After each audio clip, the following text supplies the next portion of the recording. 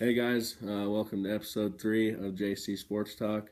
I'm Jake McClendon. This is Cody Hurtado. We got college football, NFL, NBA to talk about, just like our normal shows. Run over the game tonight, championship for college football tonight. Gonna do a little playoff recap, look ahead to next week's games for the NFL, talk about some NBA power rankings. So should be a fairly quick show, but started off, as I said, college football. Talk about the game tonight. Georgia, Alabama, obviously. We made our picks last week. I picked Alabama. Cody picked Georgia. Sticking with the Alabama. I think that Nick Saban will have his team more prepared against the Georgia team. Kirby Smart, one of Saban's former assistants, he'll have his team ready to play too, but it'll come down to the clutch time, I think.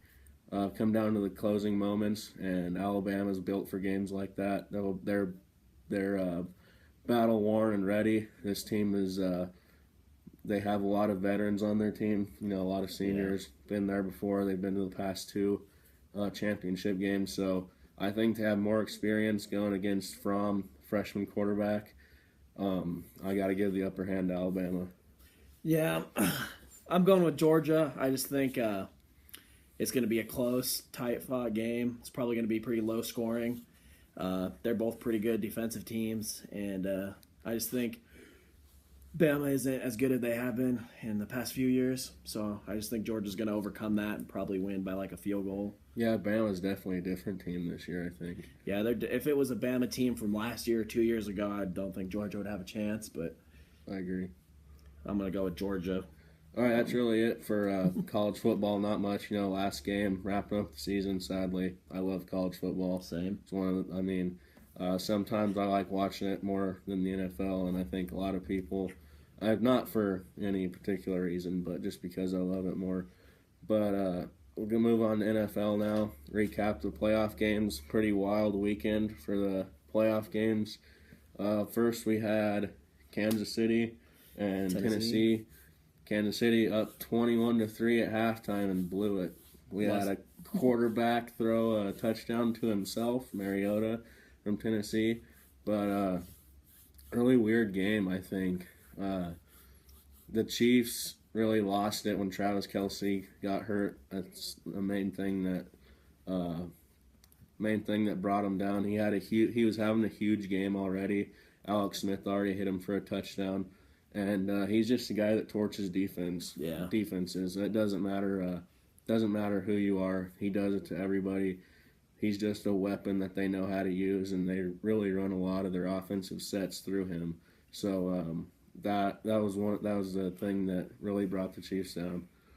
But the Titans, they just hung in there. Yeah, they did what they had to do, pull it out.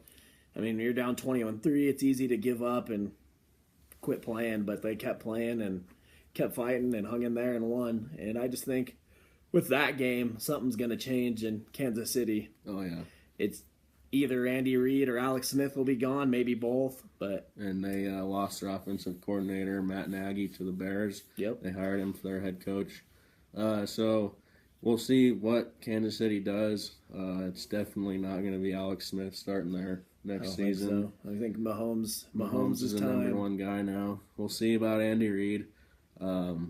I've said before, I love Andy Reid. He's a great coach. I just don't know how much longer the Chiefs are willing to put up with the unsuccessful postseasons. So we'll see. Titans go to Foxborough next week. It's tough for anybody to go into Foxborough. Any team, doesn't matter what your record is. Everybody was 0-0. Now everybody's 1-0, except So then what do we have? The next one was Buffalo-Jacksonville. Jacksonville won that one 10-3, and terrible showing for quarterbacks, I'd say. Blake Bortles rushed for more yards than he threw for. Blake Vick. Yeah, Blake Vick. But I mean, he also rushed for more yards than Shady and Leonard Fournette. So I mean, he did put on a good display rushing, but I mean, he threw for like 87 yards and a pick. And I think maybe was it a touchdown? Did he get one touchdown? He got a touchdown to the tight end. But their defense is something else. That defense is really good, and if they could, I think they might be able to do something if their offense could put up some points. But as you see, that was a kind of a struggle for them to do. Well, this was a great football game if you're a fan of old school smash mouth football, because that's what it was. Both defenses were outstanding. Mm-hmm. I mean, the Bills defense kept right up there with the Jags defense, but the mistake at the end, Ramsey getting the pick, that was a great play. Mm-hmm. But it was a good game if you love that. That's not what the game is as much now as it used to be. So we're more used to the 20 to 20 something, 30 to 30 something games. A lot of offense, and especially this year we were equipped to seeing a lot of the more offensive games than defense. But it wasn't a great game to watch. Blake Bortles had an awful first half. I don't know if Jacksonville's going to stick with him. If they extend his option for next year, they'll end up paying him $15 million, I think, or $5. Oh, just a buttload of money for Blake Bortles, I think. Yeah. But we'll see. Jacksonville should get a quarterback, in my opinion. Yeah, well, if they had a better quarterback, I think they'd be Super Bowl bound for sure. Yeah, for sure. They move on to Pittsburgh now. Yep. That'll be an excellent game. The Jags already beat them once this year, 30-9. I don't remember which week that was. 2, I think. But they went into Pittsburgh. Or 4. I think it was week 4. Went into Pittsburgh and beat them. Big Ben had 5 picks. We won't see that this weekend. No. I can guarantee you that. Big Ben will not do that in the playoffs. But that'll be a great game. And then we had the Rams game this same night as the KC game. So we had the Rams and the Falcons. Falcons came up big. I picked that game. Everybody was on board with the Rams. I had said that the Falcons would win because of their experience from last year, and they just executed more, which happened. I think the Rams youth showed, like I said it would. They made some mistakes. They made a mistake on special teams. The Falcons stuck to their guns. Freeman ran the ball. Jones had 100 yards receiving, and that's what they want. It's the normal Falcons. Yeah, that's what they want every week. So just a great showing by Atlanta going into LA and beating them. They go into Philly next week. That'll be a great game. Philly's an underdog, so we'll see. It was like the first time ever, or in a long time, that a number 1 seed has been an underdog in their first game in the playoffs. And I think that's a little disrespect to Philly, but we'll get there another day. I don't see how. I mean, it is the quarterback, but how does one guy make you an underdog when it's the first seed versus the last seed? Mm-hmm. And one guy makes up that much? No. Yeah. We'll make picks later in the week. I'll get more into that. Yeah.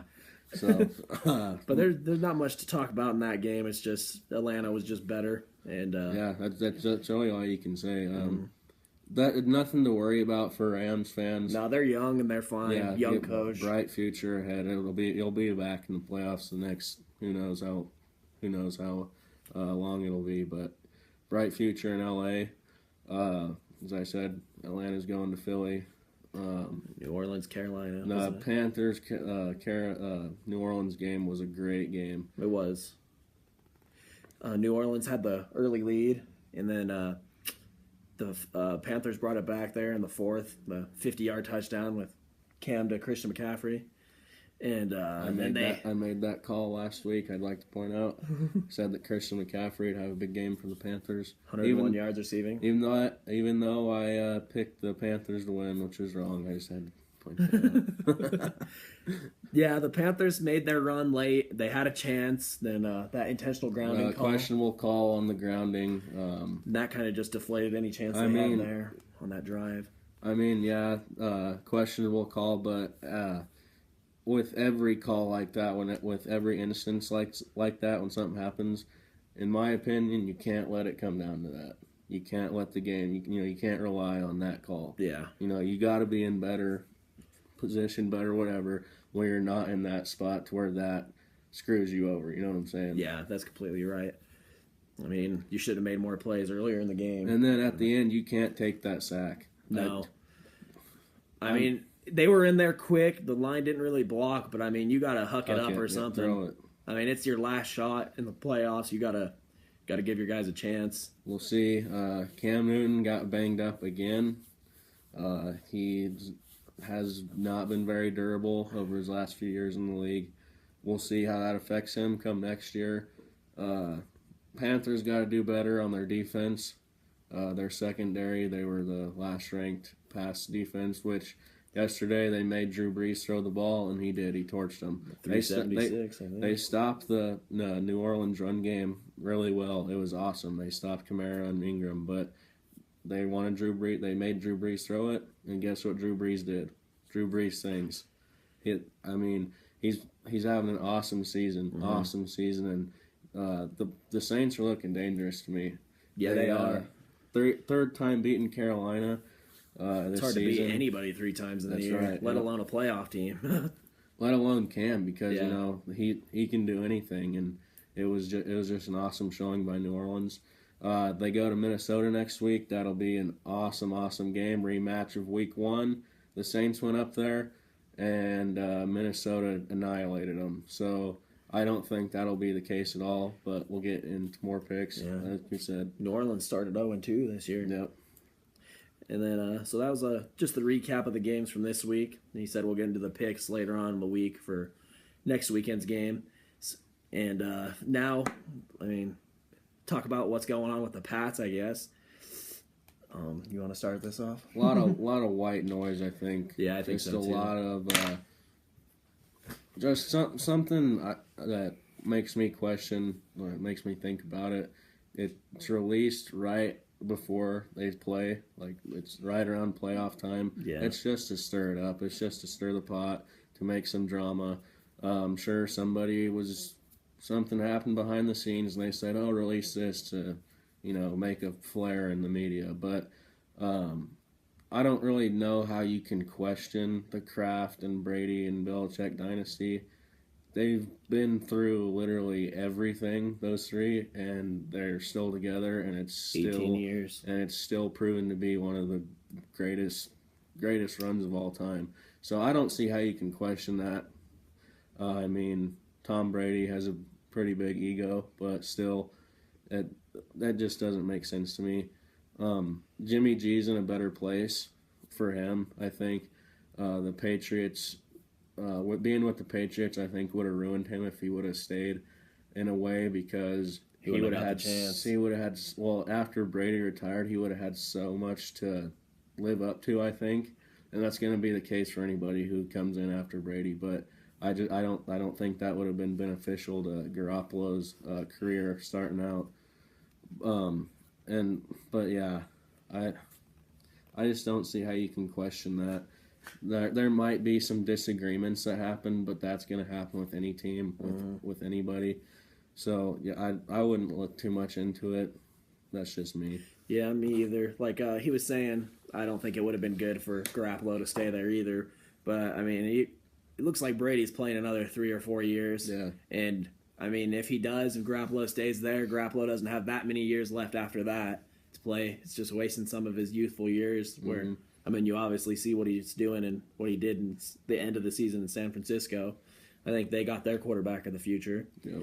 And like Brady, Belichick, they're just a lot of people are wondering if the Patriots will get rid of one of them after all this drama came out. But like Jake said, I wouldn't read too much into it. I think Brady and Belichick are going to ride off into the sunset together whenever that day comes. Probably Kraft too. Well, I don't know. He might die up in that box. Yeah. Well, actually, building off our first episode, when we said they'd bury Brady underneath the Gillette Stadium there in Foxborough, I think they'll bury all 3 of them there. All 3 together. Kraft, Belichick, and Brady, and then Giselle.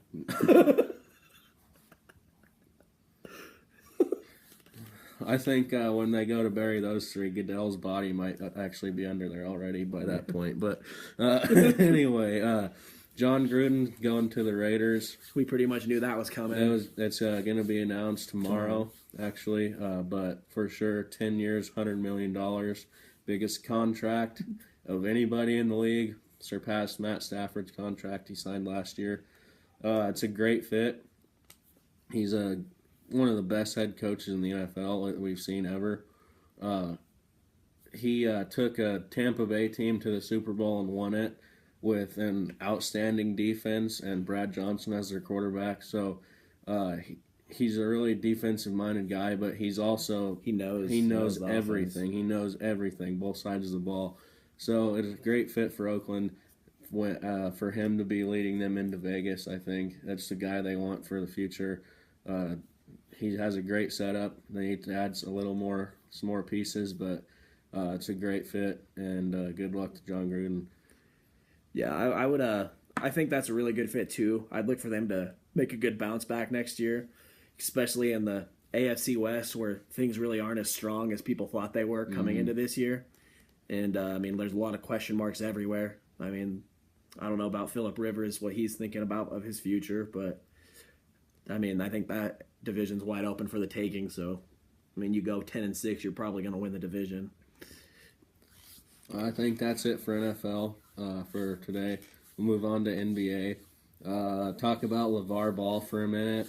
I don't know if you've heard of him, but Alonzo's dad commenting on Luke Walton and how he has lost the team. He doesn't have control of them. Blah, blah, blah. Typical LeVar stuff. Luke brushed it off, but that's a lot of drama swirling around in LA right now with that team. They announced today Julius Randle, Larry Nance, and Jordan Clarkson are available right before this time, before the trade deadline. So a lot of drama, like I said.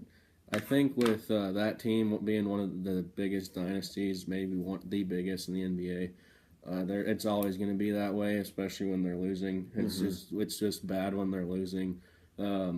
We, as Lakers fans, we weren't accustomed to that for a long time, and so now in this period of kind of transitioning, we hope into post Kobe. Yeah, post Kobe. Oh man, we have like a bad hangover for I don't know how many years, but. Just a lot of unnecessary things going on, I think. I got a little bit heated at Luke Walton and the Lakers last week, so I have a lot of feelings about it. I don't really have much to say about LeVar.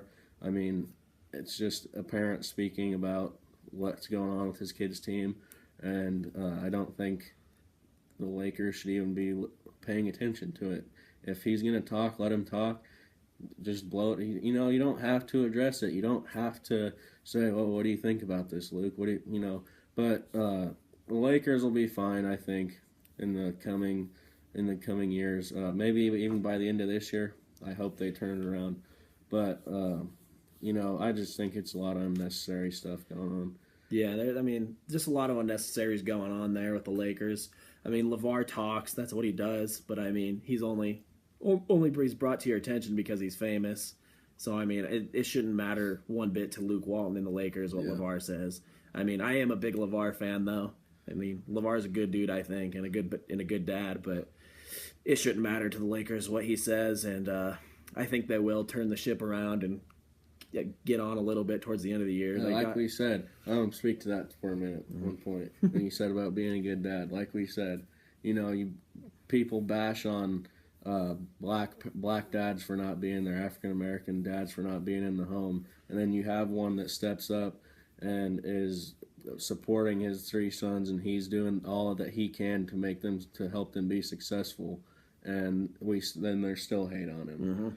You can't make anybody happy. No, and you're not going to please anybody. And like that, he is an excellent parent. He has put his three sons in positions for them to have the best life that they can, doing something they love. So, I mean, he's a very, very loud personality. We all know that. But, I just had to share that, get that Yeah. out there. I mean, I would probably be the same way if I had 3 sons that were as talented as those 3 boys. And he saw an opportunity and he seized it. Mm-hmm. Got great opportunity for his family and for the business the business side of it. I think so too. We're gonna go on to the NBA referees, man. There's been some questionable games and a lot of questionable calls by the refs. Draymond Green was just fined $25,000 for his criticism, and it's just, I think the refs something needs to happen. Yeah. They are not doing well. I mean, LeBron's been to the free throw line like not very much compared to how much he has been previously. And I don't think it's because he's not being fouled. It's just, and then he speaks out on the comments and then gets even less calls. And I mean, I think something needs to change there. Yeah, I mean, it's a tough situation right now for the NBA. There's always going to be disagreements on calls. No ref's going to get it right. But I just think that with these players, and how big they are, how much money they make, I just think the refs don't feel anything. I think they're like, whatever. I mean, that may not be the case, but I think a lot of that might be that is just, you don't have anything to worry about. But you still got to do your job. You still got to make the right calls and call what you see, even though whatever. But it's just, I don't know. It's a tough thing to tackle because I don't really know what the right answer is to the problem. I don't know if anybody knows. Like, what do you do? There's been talk of like no refs and just having like robots call it or like an automatic call or something like that. Talk of that. I don't think that'll happen for a long time. But something does have to happen, and I just don't know what it is. I think something that might help is there's a 2-minute report comes out after games to see what calls were missed in like the final 2 minutes of games, and there's been quite a few games in the past week or two that there's been a few questionable calls that were missed in the last 2 minutes of games. And I mean, maybe if you made a rule where you could review foul calls in the final 2 minutes, that might help something. Because I mean, you can't do that. You can't change. Like if you call a foul, you can't change it. If you don't call a foul, you can't change it. So I mean, that might be something to help. Because I mean, if they don't see it live, they might see it on the replay. Well, they should if they know their rules. But honestly, what I think, and what would probably benefit the most to me is just play the game of basketball. Let them play. Mm-hmm. Don't be blowing the damn whistle every whatever on little stupid stuff. Call it on the obvious stuff and call it when it's physical. Let them play though. Don't be calling. Guys are getting to the foul line almost 20 times a game. Mm-hmm. I think that's probably the problem is, and then you have guys getting there 20 times and guys not getting there that much, and then it's well he get those calls, I'm not getting them. Man up. Yeah. It's, that's the only thing that I can see, I guess, is not calling everything and just letting them play the game of basketball, and that's really all I can think of for that. But something is going to have to change. So I think Adam Silver's going to have to do something, but we'll see. And the guys are going to keep getting fined, I think, if nothing happens. Yeah, I think maybe so too. If I think another thing, if the refs, if they do that 2-minute report, well, fouls missed, maybe they should get fined for the calls they missed. That would be. I think that'd be a good idea. These guys are getting fined for speaking out, fine the refs for these calls that they're missing. Mm-hmm. Give them some incentive to actually do their job. But so wrap that up. We'll end it up in our video up here with a little NBA power ranking, just the top 10 for this week. So you want to start off? Sure. You want to go all 10? You want to go 10 through 6 and then switch? Yeah. All right. Well, I'll go my 10 through 6 first. And at 10, I have the Milwaukee Bucks. Greek Freak there. Number 9, I have OKC.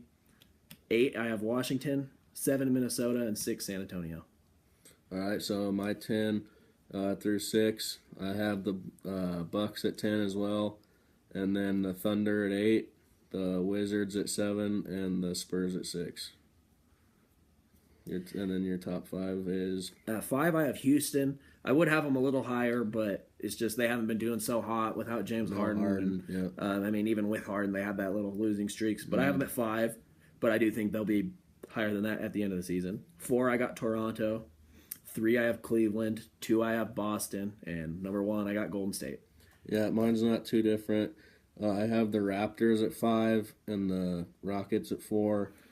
Cleveland 3, Boston 2, Warriors 1. I think that's pretty good general consensus. Yeah. The Warriors are the best team right now. Celtics are up there, and then the Cavs are up there. I think those are the 3 teams right now that can win a championship.